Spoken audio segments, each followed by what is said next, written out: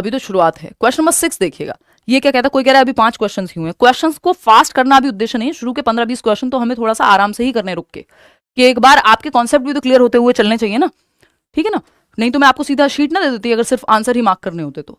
Question number 6 देखिएगा, school observes that expectations related to career choices, emotional expression and household responsibilities differ for boys and girls and also vary across societies and time periods. Such socially shared expectations are best described as। किसी विद्यालय में यह देखा जाता है कि लड़कों और लड़कियों से करियर चयन, भावनाओं की अभिव्यक्ति यानी लड़कियां किस करियर में जाएं, लड़के किस करियर में जाएं, भावनाओं की अभिव्यक्ति तथा घरेलू जिम्मेदारियों के संबंध में अलग अलग अपेक्षाएं रखी जाती हैं। कि लड़कों से अलग अपेक्षाएं कि घर की जिम्मेदारी लड़के को खाना बनाना नहीं आता है, समाज में नॉर्मल है ना, तो अपेक्षाएं नहीं है उनसे उस तरह की। हालांकि समय के साथ ये बदलती हैं। शायद आज से 50 साल पहले जो आप टीवी एड्स या मूवीज में लोगों को देख रहे होंगे, आज आपको दोनों लड़के और लड़की खाना बनाते हुए नजर आ जाएंगे। हो सकता है उतना पहले कल्चर ही ना उस चीज का, ठीक। तो ये एक चीज है। तो करियर चयन, भावनाओं की अभिव्यक्ति, यानी लड़कों का भावनाओं को अभिव्यक्त करना इतना मुश्किल है आज भी समाज में कि लड़के रो रहे हैं, अगर लड़का होकर के आप रोते हैं तो आप पे हंसा जा सकता है। स्टीरियोटाइप है ये एक, ठीक, एक्सपेक्टेशन है। स्टीरियोटाइप तब है कि जब अभी आएंगे उसमें डिफरेंस क्या है। जिम्मेदारियों के संबंध में अलग अलग अपेक्षाएं रखी जाती हैं, लड़कों से अलग लड़कियों से अलग, है ना। लड़के अगर सिर्फ पैसा कमा लें, आज भी सोसाइटी की हालत इतनी है, तो ज्यादा एक्सपेक्टेशन उनसे कोई है नहीं। घर में खाना बना हुआ मिलेगा, है ना, कपड़े प्रेस हुए मिलेंगे, अगर नहीं मिल रहा है तो शादी कर लो, ये तो कहानियां अभी भी हैं। लड़कियों के केस में चीजें डिफरेंट हैं, एक्सपेक्टेशंस उनसे अलग हैं। मैं ये नहीं कह रही हूं सही है, बदल रही हैं समय के साथ और बदलनी ही चाहिए। तो ये अपेक्षाएं समय और समाज के अनुसार भी बदलती रहती हैं भाई। अलग अलग टाइम पे आप देखते हैं एक्सपेक्टेशंस चेंज होती हैं। अभी पिछले कुछ साल पहले की बात है कि सऊदी अरेबिया ने पहली बार क्या किया कि लड़कियों की ड्राइविंग जो है वो ओके कर दी है। वहां अलाउड ही नहीं था उससे पहले कि लड़कियां ड्राइव करें। आप दुनिया भर में देखेंगे वोटिंग के राइट्स बाद में मिले हैं फीमेल्स को, और भी ऐसी बहुत सारी चीजें। अभी कल परसों शायद मैं कोई स्टेटमेंट पढ़ रही थी कि आर्मी के जनरल ने या जो भी वहां पे हाईएस्ट पोजीशन पे थे, उनका नाम मैं भूल रही हूँ, वो उन्होंने जो है ये कहा है कि हम तो कर देंगे, आर्मी जनरल ने ये कहा है कि हम तो कर देंगे लड़कियों को इन्फेंट्री में अलाउड, आपके समाज को अगर कोई दिक्कत नहीं तो समथिंग हो सकता है वो फेक न्यूज भी हो, बट मैंने कहीं भी पढ़ा था ये, ठीक। या अगर हम देखते हैं कि जितने लड़कों के पास लाइसेंस हैं ड्राइविंग के, उतने लड़कियों के पास नहीं है। तो हमारी जो अपेक्षाएं हैं वो समय के साथ बदलती रहती हैं। आज से 50 साल पहले समाज की जो अपेक्षाएं थी, जो अगले 100 साल बाद होंगी लड़के और लड़कियों से, वो डिफरेंट होंगी। इन सोशल एक्सपेक्टेशंस को क्या कहते हैं, पूछा ये जा रहा है हमसे। जेंडर आइडेंटिटी वो है जो अपने आप में आप महसूस करते हैं कि आप आइडेंटिफाई करते हैं कि आप, हो सकता है आप एक मेल हो और आप फीमेल आइडेंटिफाई करते हो, आप अपने आप को कैसे देखते हैं जेंडर के रूप में, दैट इज बायोलॉजिकली डिटरमिन्ड। नहीं, बायोलॉजिकली डिटरमिन्ड की तो यहां पे बात ही नहीं हो रही, ये तो सोशल एक्सपेक्टेशंस की बात हो रही है। Gender roles shaped by social and cultural context, समाज और संस्कृति के संदर्भ में जो सामाजिक भूमिकाएं हैं वो जो बनाई गई हैं उन्हीं की बात हो रही है यहाँ पे, ठीक है।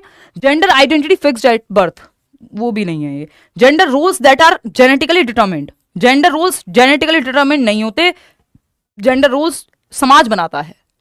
झाड़ू पे थोड़ी लिखा है कि महिला लगाएगी तो बहुत अच्छी लगेगी, ठीक है ना। तो अगर आप देखेंगे यहां तो school observes that expectations related to career choices, emotional expression and household responsibilities differ for boys and girls, also vary across societies and time periods. कि हो सकता है अमेरिका में लड़कियों के लिए कोई चीज एकदम नॉर्मल हो और इंडिया में वो चीज ना हो। तो एक्सपेक्टेशन अलग अलग समाज की जेंडर रोल कहलाती हैं। अब जैसे ही ये पक्का हो जाएगा, जेंडर रोल फ्लेक्सिबिलिटी होनी चाहिए एज अ टीचर आपके दिमाग में भी और बच्चों के दिमाग में भी, आप यही भरिए। जैसे ये फिक्स हो जाएगा कि नहीं यही होना चाहिए, लड़की है तो घर पे रहेगी और लड़का है तो काम करने जाएगा, अगर ये फिक्स कर दिया तो स्टीरियोटाइप बन जाएगा। अगर ये जस्ट एक्सपेक्टेशन है जिसमें चेंज लाया जा सकता है तो ये जेंडर रोल की तरफ जाएगा। जेंडर रोल्स स्टीरियोटाइप में कन्वर्ट हो जाते हैं जब हम उनको रूढ़िवादी बिलीफ में, या ये मान लेते हैं ये फिक्स है ये काम इसी के लिए, या हम उसको जनरलाइज्ड बिलीफ मान लेते हैं बिना साइंटिफिक एविडेंस के, ठीक। तो ये जेंडर रोल्स की यहां बात हो रही है। आगे बढ़ेंगे नेक्स्ट क्वेश्चन पे। देखिए बायोलॉजिकली, अच्छा इसमें एक और चीज आपको ध्यान रखनी है कि जो जेंडर आइडेंटिटी की बात हो रही है, जेंडर अपने आप में ऐसा कॉन्सेप्ट ही नहीं है जो बायोलॉजिकली बना हो, है ना। ये जितनी भी जगह आइडेंटिटी के साथ बायोलॉजी लिखा हुआ है, बायोलॉजी का जेंडर से कोई लेना देना नहीं है। अगर आप बात करोगे तो जेंडर क्या है, GS से मैं आपको याद कराती हूँ, जेंडर एक सोशल कंस्ट्रक्ट है, सामाजिक संरचना है, समाज ने बनाया है। अलग अलग समाज में अलग अलग तरह से आप जेंडर के कॉन्सेप्ट को देख सकते हैं, ठीक। वहीं जब आप सेक्स की बात कर रहे हैं, हिंदी में दोनों को लिंग ही लिख देता है, बट आपको ध्यान रखना है, एक बार इंग्लिश वाली साइड झांक के देख लेना है। वैसे आजकल हिंदी में जेंडर को जेंडर ही लिख देता है, ठीक। तो सेक्स जो है वो बायोलॉजिकल है, यानी ये जैविक है। बायोलॉजी डिफरेंट है महिलाओं की और पुरुषों की, ये क्या है, ये बायोलॉजिकल है, ये सेक्स की बात हो रही है यहाँ। जेंडर की बात जब सामाजिक संरचना कि समाज ने कहा है तुम ये पहनो, तुम ऐसे एक्सप्रेस करो खुद को, लड़के तो रोते नहीं है, है ना, चूड़ी पहन लो, ये सब स्टीरियोटिपिकल स्टेटमेंट्स हैं, ठीक, जो चले आ रहे हैं समाज में और रूढ़िबद्ध हो गए हैं कि नहीं, लड़कों का रोना एक्सेप्टेबल ही नहीं है, ठीक। तो ये जो है जेंडर और सेक्स का ये मेन डिफरेंस है। अगर आप GS यानी जेंडर क्या है, सोशल कंस्ट्रक्ट, इसका उल्टा सेक्स जो है वो बायोलॉजिकल हो गया। इतनी बात क्लियर है? 1 नंबर का क्वेश्चन आता है, स्पीड बढ़ा देंगे भाई। चलो खैर, तो ये हो गया सवाल अपना, आगे बढ़ेंगे क्वेश्चन नंबर 7। 15 क्वेश्चन के बाद बढ़ा देंगे स्पीड।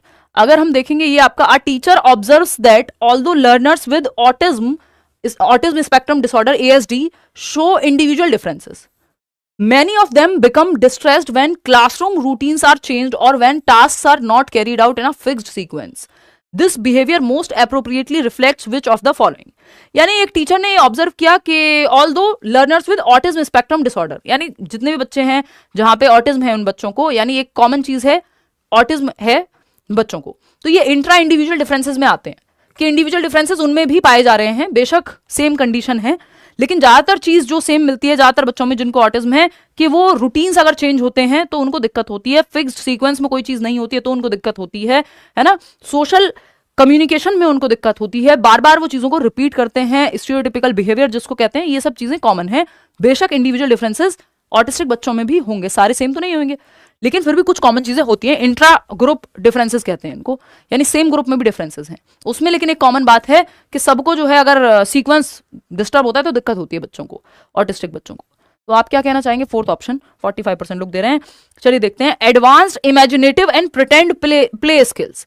नहीं, ऐसा नहीं है कि यहाँ पे ये बात हो रही है कि क्या किस में दिक्कत होती है या क्या कॉमन है, उसके बावजूद ये जरूरी नहीं सब में इमेजिनेटिव प्ले की ज्यादा क्षमता हो। Highly developed socio emotional reciprocity, नहीं, इसमें तो दिक्कत होती है, बल्कि सोशल कम्युनिकेशन या कम्युनिकेशन स्किल्स उनकी प्रॉब्लम में होती है, ना कि एडवांस्ड होती हैं। वो स्ट्रगल करते हैं कम्युनिकेट करने में, सोशली अपनी बात को, आसपास ज्यादा चेंजेस हो जाए तो भी दिक्कत होती है, तो ये तो उल्टा नेगेटिव की तरफ जा रहे हैं। Strong preference for routine and resistance to change, routine इनको सेम रखना होता है, नियमितता के प्रति कठोर लगाव एवं बदलाव के प्रति प्रतिरोध। ज्यादा चेंज ऑटिस्टिक बच्चे को पसंद नहीं आता या उसके लिए वो प्रॉब्लम बन जाता है ना। वो रेपिटेटिव बिहेवियर करता है, ये आपको पता है, कम्युनिकेट करने में दिक्कत होती है, सोशली ज्यादा लोगों से घुलने मिलने में दिक्कत होती है। अगर आपने उसके रूम में सेटिंग जो है उसको भी रोज रोज चेंज करेंगे तो बच्चे को दिक्कत होगी, क्योंकि रूटीन या स्ट्रक्चर आपने चेंज कर दिया कि आज ये टेबल यहां रखी हुई थी, कल वहां रख दिया, बेड यहां लगा दिया, अलमारी उधर कर दी। अगर आप रोज ये करेंगे या जल्दी जल्दी करेंगे तो ऑटिस्टिक बच्चे को दिक्कत इस चीज से होती है, क्योंकि उसको सराउंडिंग में बहुत ज्यादा चेंज के प्रति वो रेजिस्ट करता है। रूटीन सेम रहने चाहिए, फिक्स्ड मैनर में चीजें या सीक्वेंस में उसको सिखानी चाहिए। बात सही है। तो ऑटिज्म में जब आप देखेंगे तो ये डिफिकल्टीज, ये ऑटिज्म स्पेक्ट्रम डिसऑर्डर, ये आप इंक्लूसिव एजुकेशन में पढ़ते हैं, 5 नंबर का इंक्लूसिव एजुकेशन के क्वेश्चंस आते ही हैं, उसी रेशो में डाले भी हैं आपको इस पेपर में, या जो आज का मैराथन सेशन है। सोशल डिफिकल्टीज या सोशल कम्युनिकेशन में दिक्कत आती है, बाकी बच्चों से घुलने मिलने में, ज्यादा ग्रुप एक्टिविटीज करने में, ठीक। फिर और क्या है, रेपिटेटिव, इसको स्वालीनता कहते हैं हिंदी में ऑटिज्म को। रेपिटेटिव बिहेवियर्स, बार बार सेम चीज को रिपीट करना है, या बिहेवियर या कोई एक्टिविटी कर रहा है तो वो रेपिटेटिवली करेगा, ठीक। कम्युनिकेशन में चैलेंजेस हैं, अपनी बात को कम्युनिकेट करने में, संप्रेषण में दिक्कत है, सोशल कम्युनिकेशन में भी और नॉर्मल भी कम्युनिकेशन में। सेंसरी सेंसिटिविटीज, साउंड के प्रति, या बहुत ज्यादा अगर लाउड एनवायरनमेंट है तो प्रॉब्लम होगी ऑटिस्टिक बच्चे को, ठीक है ना। तो ये एक बात है। माय नेम इज खान में जो शाहरुख खान का कैरेक्टर है वो एग्जैक्टली ऑटिज्म नहीं है उनको, बट कुछ कुछ जो चीजें हैं वो सिमिलर है वहां पे, तो आप आइडिया लगा सकते हो इमेजिन करके, ठीक है ना। तो इन चीजों का ध्यान रखना है आपको जब आप ऑटिस्टिक बच्चे के साथ डील कर रहे हैं। तो चलिए खैर आगे बढ़ते हैं। क्वेश्चन नंबर 8 देखिएगा, during a free choice activity in the classroom a child selects a toy that is traditionally associated with the opposite gender. Some classmates tease the child for this choice. If the teacher aims to promote gender sensitive attitudes and gender role flexibility, which response would be most appropriate? यानी during a free choice activity, free choice है बच्चों के पास, कोई भी खिलौना choose कर सकता है। राम का मन करे वो गुड़िया उठा सकता है, राधिका का मन करे तो वो एक कार उठा सकती है, वो उसकी मर्जी है, अपनी चॉइस के खिलौने चूज करने हैं, फ्री एक्टिविटी है, ठीक। तो एक बच्चा है जो ऑपोजिट जेंडर के, जो traditionally associated with the opposite gender, यानी समाज ने जो एसोसिएट किया हुआ है कि लड़के जो है वो गुड़िया से नहीं खेलते, लेकिन वो एक लड़का है बच्चा और वो उठा लेता है राम एक गुड़िया या आपका डॉल। अब यहां पे सम क्लासमेट्स टीज द चाइल्ड, बच्चे का मजाक उड़ा रहे हैं कि यार ये देखो क्या लड़कियों के खिलौनों से खेलता है, ठीक। या लड़की ने अगर बाइक उठा लिया तो ये देखो क्या लड़कों के खिलौनों से खेलती है, ऐसे बच्चे मजाक उड़ा रहे हैं, क्लास में उड़ाते हैं, होती हैं चीजें। If the teacher aims to promote gender sensitive attitudes, अगर टीचर को लैंगिक संवेदनशील दृष्टिकोण अपनाना है जहां बच्चे सेंसिटिव हो जेंडर रोल्स को लेकर के, और फ्लेक्सिबिलिटी हो कि कोई खिलौने पर किसी का नाम नहीं लिखा है, जिसका जो मन करे वो पहन सकता है, खेल सकता है, जो कलर पसंद हो वो चाहे कर सकता है, ऐसा नहीं है कि लड़कों को पिंक कलर पसंद हो गया तो वो बहुत हंसी मजाक की बात हो गई, समझ गए। तो जेंडर रोल फ्लेक्सिबिलिटी आपको लेके आनी है। Explain to the child that certain toys are meant only for boys और गर्ल्स, ये उल्टा पड़ जाएगा कि आप कह रहे नहीं खिलौने पे तो नाम लिखा हुआ है ये लड़कियों के नाम, ये लड़कों के नाम। Advise the child to choose a different toy to avoid peers disapproval, अब इससे तो आप बच्चों में और जेंडर स्टीरियोटाइप बढ़ावा देंगे कि जो समाज कह रहा है और वही करो, क्योंकि नहीं तो तुम स्टीरियोटाइप कर दिए जाओगे। Affirm the child's choice, encourage all students to respect individual preferences, emphasizing that toys are not gender specific। ये बात एकदम सही है कि आप जेंडर के परे चले जा रहे हैं और आप कह रहे हैं बच्चे के चयन को स्वीकार करना, एक्सेप्ट करना, जो भी उसने चूज किया जो उसे पसंद है, और विद्यार्थियों को यह समझाना कि कोई भी खिलौना किसी भी एक लिंग तक सीमित नहीं होता, टॉयज कोई जेंडर से एसोसिएटेड नहीं है, जिसका जो मन करे वो खेल सकता है उसके साथ।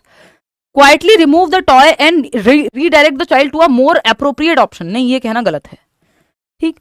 तो आपको यहाँ पे 2-3 बातें आती हैं दिमाग में कि आपको एक तो जेंडर रोल फ्लेक्सिबिलिटी रखनी है, जेंडर पैरिटी रखनी है, जेंडर न्यूट्रल लैंग्वेज का इस्तेमाल करना है, जैसे बैट्समैन यूज ना करके आप बेटर यूज करेंगे, जो कि अब आप देख रहे हैं बीसीसीआई ने भी कर ही दिया है पिछले कई बार से, कि काम इंपॉर्टेंट है, जेंडर इंपॉर्टेंट नहीं है यहाँ पे, ठीक है ना। इक्विटी की जहां जरूरत पड़े तो लेकर के आना है इक्विटी, कि अगर लड़कियों को रिजर्वेशन की जरूरत है तो वो दिया जाना चाहिए। क्यों? क्योंकि बहुत सारे केसेस में अगर आप मैं कुछ दिनों पहले पढ़ रही थी, ड्रॉप आउट रेट लड़कियों का लड़कों से कहीं ज्यादा है, यानी अगर 10 लड़के स्कूल छोड़ रहे हैं तो हो सकता है कि 20 लड़कियां स्कूल छोड़ रही हूँ या 15 से 16 लड़कियां स्कूल छोड़ रही हूँ, समझ रहे हो।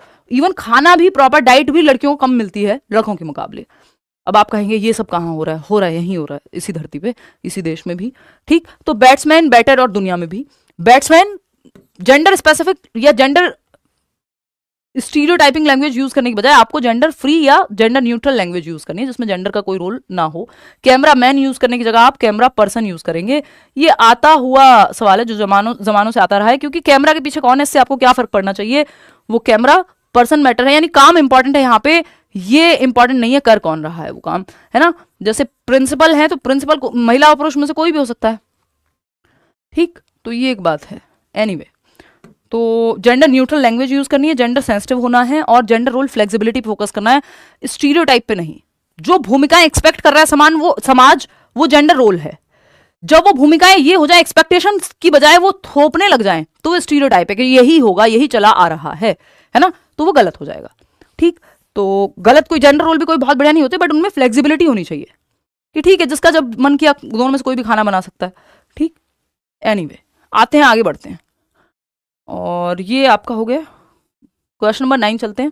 क्वेश्चन नंबर 9 कहता है रीड द फॉलोइंग स्टेटमेंट्स, चलिए पढ़ लेते हैं। असर्शन क्या है, कथन क्या है। An inclusive classroom offers differentiated instruction, यानी एक समावेशी कक्षा है जो विभेदित अनुदेशन को या विभेदी शिक्षण को प्रदान करती है, या इंक्लूसिव एजुकेशन में आपकी डिफरेंशिएटेड इंस्ट्रक्शन यूज हो रही है। आप बताएंगे सही जवाब कौन सा है। रीजन क्या है इसका। Inclusion is a policy that aims to ensure fairness by treating all learners identically regardless of their abilities और लर्निंग डिफरेंसेस। समावेशन एक ऐसी नीति है जिसका उद्देश्य सभी विद्यार्थियों के साथ उनकी क्षमताओं या सीखने की भिन्नताओं की परवाह किए बिना समान व्यवहार करके निष्पक्षता सुनिश्चित करना है। अगर आप ये सोचते हैं, कई लड़कों को इस बात से दिक्कत होती है कि लड़कियों को रिजर्वेशन क्यों मिल रहा है, या फिर मेट्रो में उनके लिए सीट क्यों बना दी, ये वो 50 तरह की बातें वो करते हुए नजर आते हैं कि बातें तो इक्वालिटी की करती हैं। भाई इक्वालिटी की बातें ज्यादा जरूरी है या इक्विटी की बातें ज्यादा जरूरी है? तो बातें इक्विटी की ज्यादा जरूरी है, इक्विटी ज्यादा इंपॉर्टेंट है। आपको नीड के हिसाब से चीजें या महत्व देना होता है, ठीक है ना। तो अगर हम देखेंगे यहां, अरे माइक चेंज होगा, इसमें बहुत ज्यादा दिक्कत है। अगर हम देखेंगे यहां, इसको सुलझाती रहती हूं मैं, 54% लोग कह रहे हैं 2 ऑप्शन। चलिए ठीक है, देखते हैं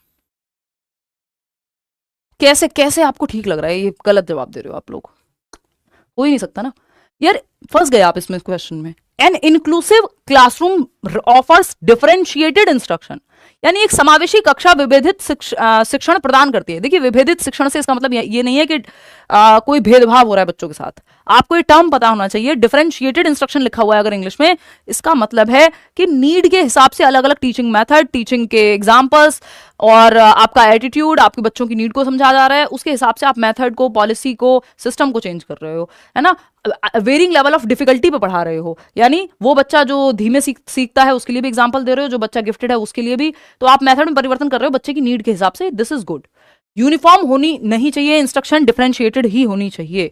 डिफरेंशिएटेड का मतलब ये बिल्कुल नहीं होता, ये चाइल्ड सेंटर्ड तरीका है, चाइल्ड सेंटर्ड एजुकेशन में भी हम पढ़ते हैं। यूनिफॉर्म इंस्ट्रक्शन बल्कि खराब हो जाएगी। यूनिफॉर्म कपड़ों में ठीक है कि सेम कपड़े पहन के आ रहे हैं बच्चे, क्योंकि वहां आर्थिक स्थिति, कौन अमीर घर कौन गरीब घर, क्या पहन के आना है, वो सब का चक्कर खत्म हो जाएगा। एक रूपता, यूनिफॉर्म इंस्ट्रक्शन खराब होती है। यूनिफॉर्म कपड़ों में ठीक है, बट यूनिफॉर्म इंस्ट्रक्शन यानी मेथड अगर यूनिफॉर्म है, सबके लिए एक ही आइडेंटिकल मेथड यूज कर रहे हो तो गलत है। डिफरेंशिएटेड होना चाहिए मेथड, यानी नीड के हिसाब से डिफिकल्टी लेवल, मेथड का परिवर्तन, वो सब आप कर पाए। ये ट्रू है, ये गलत हो जाएगा, ये नेगेटिव है, ये हमने टैग वर्ड्स में भी पढ़ा है। तो आइडेंटिकल नहीं रख सकते आप, bye treating all learners identical. Identical क्यों रखोगे? एक बच्चा जो व्हील चेयर से आता है उसको भी सेम तरीके से ट्रीट कर रहे हो, और एक बच्चा जो दौड़ के आ रहा है उसको भी, तो व्हील चेयर वाले बच्चे को कहोगे तुम भी दौड़ के आओ। भाई दोनों के लिए असाइनमेंट। एक बच्चा जो देखता नहीं है, यानी विजुअली इंपेयर्ड बच्चा है जिसको दिखाई नहीं देता, तो उसके लिए भी आप आइडेंटिकल तरीके से यूज करोगे, यानी आइडेंटिकल का मतलब बिल्कुल सेम तरीका। तो एक बच्चा जो देख पा रहा है, तो जो बच्चा देख नहीं पा रहा उसको कहोगे तुम भी एक काम करो, ये फोटो देख के ही सीखो। उसको दिखाई नहीं देता, कैसे देखेगा वो फोटो? तो आइडेंटिकल तरीका नहीं चाहिए हमें, डिफरेंशिएटेड इंस्ट्रक्शन चाहिए होती है इंक्लूसिव एजुकेशन में। इक्विटी बेस्ड, इक्वालिटी बेस्ड नहीं, इक्विटी बेस्ड। इक्वालिटी से बेहतर है इक्विटी, नीड के हिसाब से इंपॉर्टेंस देना।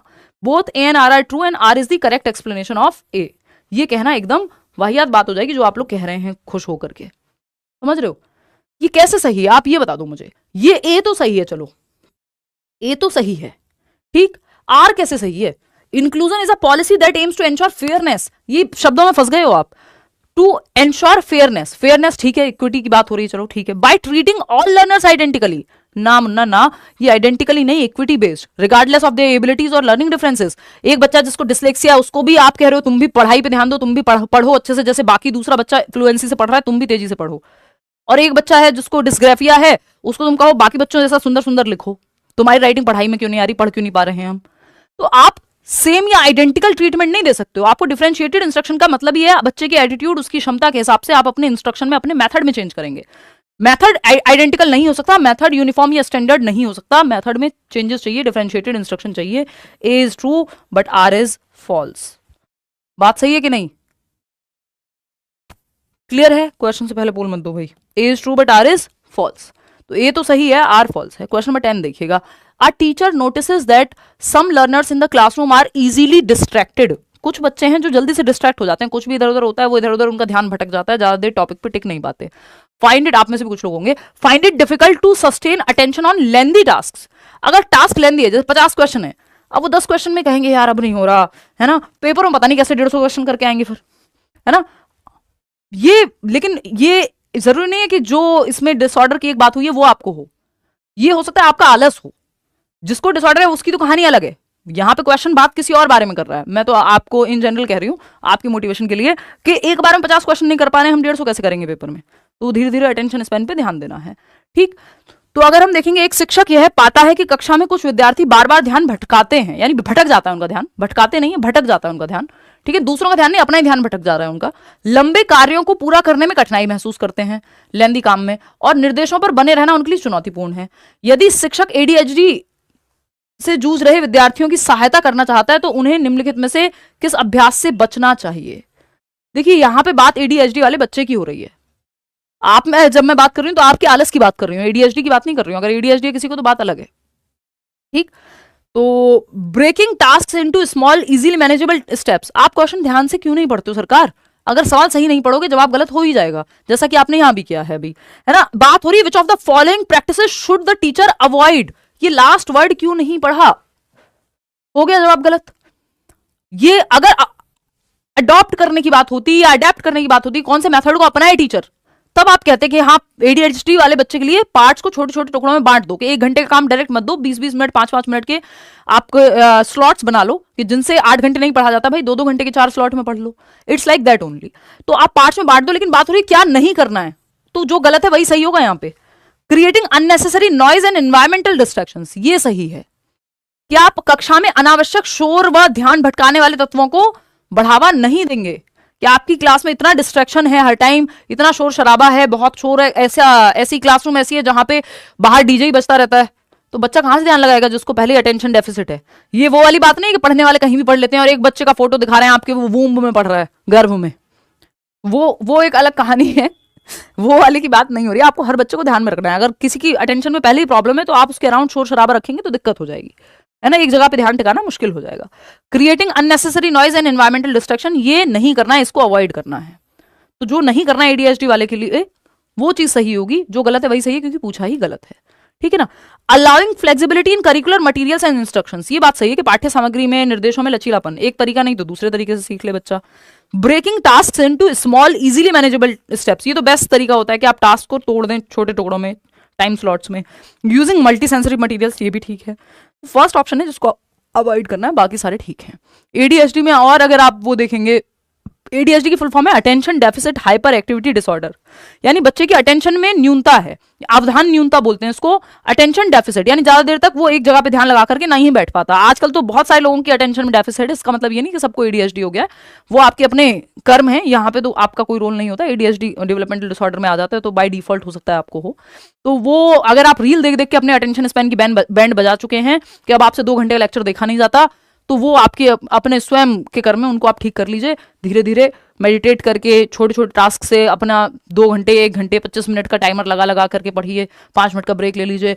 लेकिन एडीएचडी में बच्चे के हाथ में नहीं है, ये उसको बाय डिफॉल्ट एक डिसऑर्डर है, attention deficit hyper activity disorder, यानी अटेंशन में कमी है और हाइपर एक्टिव है, उछलता कूदता रहता है, एक जगह टिक के नहीं बैठ पाता बच्चा क्लास में, है ना, और ज्यादा देर ध्यान नहीं लगा पाता, बोर हो जाता जल्दी से। तो पार्ट्स में तोड़ देना है काम को, एक साथ बहुत लंबे टाइम स्पेन का काम नहीं देना है बच्चे को। कि बाकी बच्चों को अगर आप 1 घंटे का कोई टास्क दे रहे हो तो यहाँ पे बच्चे को 5-5 मिनट के आप टास्क दे दीजिए, 10-10 मिनट के टास्क दे दीजिए, धीरे धीरे ड्यूरेशन को बढ़ाइए। तो एक तो इन अटेंशन, यानी ज्यादा देर ध्यान टिक नहीं पाता, डिस्ट्रैक्ट हो जाता बच्चा इजीली। इम्पल्सिविटी है, उछलता कूदता रहता है, कुछ ना कुछ एक्टिविटी, हाइपर एक्टिव है ना, इम्पल्सिविटी है, हाइपर एक्टिविटी है, यानी शुरुआत में 3 से 6 अर्ली चाइल्डहुड तक हाइपर एक्टिविटी बहुत बच्चे होते हैं जो हाइपर एक्टिव होते हैं, बट अगर उसके बाद भी रह जा रही है ये चीज तो हो सकता है वो एडीएचडी का कोई लक्षण शो कर रहा हो बच्चा। तो एक तो अटेंशन नहीं टिक पाती, इंपल्सिविटी है और हाइपर एक्टिविटी होती है, ठीक है ना। चलिए खैर आगे बढ़ेंगे नेक्स्ट क्वेश्चन पे। क्वेश्चन नंबर 11 देखिएगा, 15 के बाद हम स्पीड बढ़ाएंगे। A teacher observes that certain students understand concepts more effectively when they actively participate in activities, experiments और physical tasks rather than through listening to explanations और watching demonstrations alone. Which learning preference best describes such learners. एक शिक्षक है जो ये देखता है कि कुछ विद्यार्थी प्रयोग करने, यानी वो ज्यादा बेहतर समझते हैं कॉन्सेप्ट्स को, भाई अलग अलग तरह के बच्चे अलग अलग मेथड से सीखेंगे, तो कुछ बच्चे टीचर की क्लास में कॉन्सेप्ट को ज्यादा अच्छे से समझते हैं, इफेक्टिवली समझते हैं जब वो एक्टिवली पार्टिसिपेट करते हैं एक्टिविटीज में। कि उनको कोई चीज करके दिखा दो कि रंग कैसे बदल रहा है, तो वो एक्टिविटी उनको करके दिखा दो आप, कि 2 रंगों के मिलने से तीसरा रंग कैसे बनता है, ये आप दिखा दो बच्चे को, तो ठीक है। तो एक्टिविटी करके उसको बच्चे को ज्यादा समझ में आता है एक्सपेरिमेंट के थ्रू, और फिजिकल टास्क या फिर फिजिकल एक्टिविटी करा के, rather than through listening to explanations, कि बस आपने एक्सप्लेन कर दिया या कोई वीडियो दिखा दी, डेमोन्स्ट्रेशन दिखा दिया, उससे ज्यादा बेहतर उसको एक्टिविटी के माध्यम से समझ आता है। तो आपको पता है 3 स्टाइल हैं लर्निंग के, उसमें से ये एक स्टाइल है जिसको काइंस्थेटिक कहते हैं, कि बच्चे को एक्टिविटी करके सीखना है। Kinaesthetic learning, learning through doing and movement, कि इनको कोई एक्टिविटी आपको करवानी पड़ेगी तब ज्यादा अच्छे से समझते हैं। विजुअल लर्नर क्या होते हैं, जो देख के सीख जाते हैं, उनको फोटो दिखा दो तो अच्छे से सीख जाते हैं, मूवी दिखा दो या पिक्चर दिखा दो, वीडियो दिखा दो तो अच्छे से सीख जाते हैं। हम में से 65% लोग विजुअल लर्नर्स होते हैं, 65% लोग। 3 प्रकार के ही हम पढ़ते हैं जनरली। इसमें ऑडिटरी लर्निंग यानी सुन के सीखते हैं, कुछ लोगों को एक्सप्लेन कर दो, वो अपने दोस्त को कहते हैं यार मुझे ये सुना दो तुम, तो मुझे याद हो जाता है, मैं सुन लेती हूँ। तो वीडियो लेक्चर सुनते सुनते सो गए, सुन के ज्यादा अच्छा समझ में आता है ना, देखने की भी जरूरत नहीं है। 30% लोग इस कैटेगरी में आते हैं। और एक है आपका काइंस्थेटिक लर्नर्स, जो 5% लोग हैं दुनिया में। ये 3 मुख्य लर्निंग स्टाइल्स हैं। होता तो टैक्टाइल लर्निंग भी है, टैक्टाइल में टच एंड फील मटेरियल है, लर्निंग थ्रू टच। ये जो विजुअली इंपेयर्ड बच्चा है उसके लिए मेथड ज्यादा इस्तेमाल में आता है, ठीक है। तो इसका जवाब क्या हो गया, थर्ड ऑप्शन, जो कि आप लोग 92% लोग सही जवाब दे भी रहे हैं। अगर अगली बार आ जाए कि जो देख के सीख रहा है तो विजुअल लर्नर, सुन के सीख रहा है तो ऑडिटरी लर्नर। क्वेश्चन नंबर 12 देखिएगा।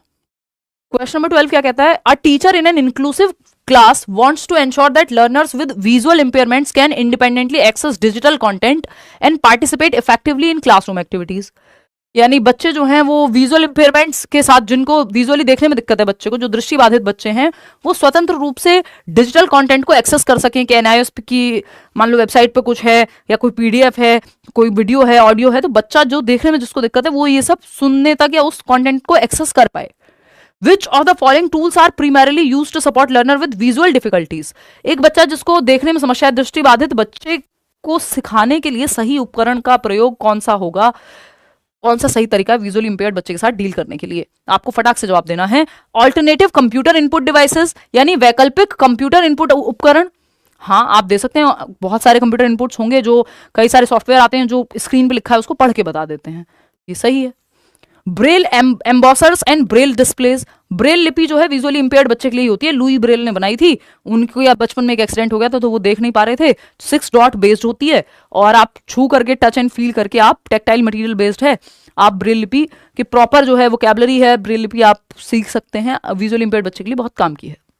बात सही है. स्पीच रिकॉग्निशन सॉफ्टवेयर कि स्पीच टू टेक्स्ट जो मैं बता रही थी वो computer alternative computer input devices के अंदर ये स्पीच रिकॉग्निशन सॉफ्टवेयर, ये फोन्स वगैरह में भी होता है कि वो बोल के बता देगा कि किसका फोन आ रहा है. तो ये भी सही है. कई विजुअली इंपेयर्ड लर्नर्स देखते भी हैं हमारे सेशंस, ठीक है ना, वो सुन करके फोन पूरा वैसे ही ऑपरेट करते हैं. Use of sign language. Sign language visually impaired बच्चे के काम की नहीं है, डेफ एंड डम बच्चे के काम की है. जो बोल नहीं सकता या सुन नहीं सकता उनके लिए ज्यादा प्रयोग में आती है, क्योंकि बच्चा देख नहीं सकता ना यहाँ. और साइन लैंग्वेज का काम ही है जेस्चर्स या हाव भाव के माध्यम से दिखाना, समझाना चीजों को, है ना. तो वो फिर यहाँ पे ये काम का नहीं है. तो ABC is the right answer, जो कि 51% लोग दे भी रहे हैं जवाब, है ना. डी नहीं होगा यहाँ पे, सेकेंड ऑप्शन. आगे बढ़ेंगे. क्वेश्चंस बढ़िया लग रहे हैं. 50 के 50 सवाल जरूर करना. एंड तक जाते जाते भी सवाल बहुत